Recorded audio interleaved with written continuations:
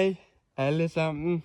Jeg vil bare lige sige, at jeg laver jo nogle skøre ting i løbet af en hverdag. Og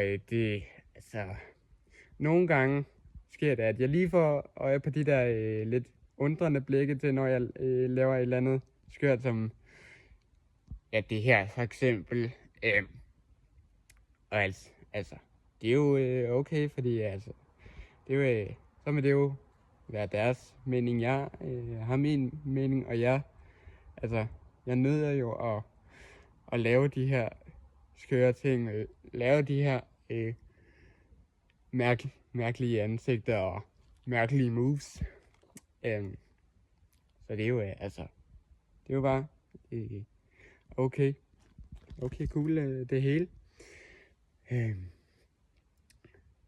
Og det jeg egentlig vil sige med det er, at det at være anderledes, det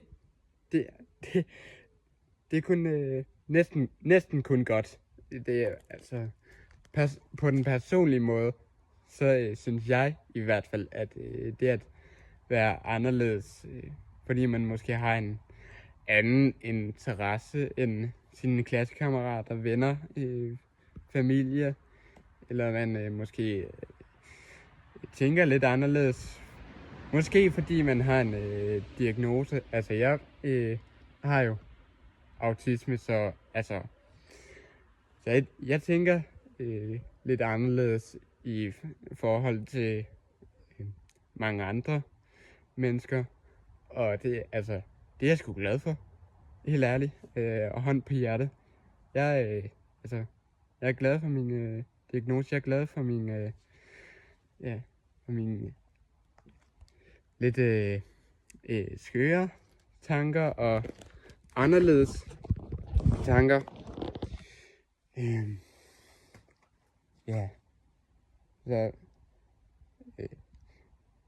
Uanset hvad, så synes jeg i hvert fald ikke, at I skal, alle jer, der ser den her video, skal holde jer tilbage med at være lidt mærkelige og lidt anderledes.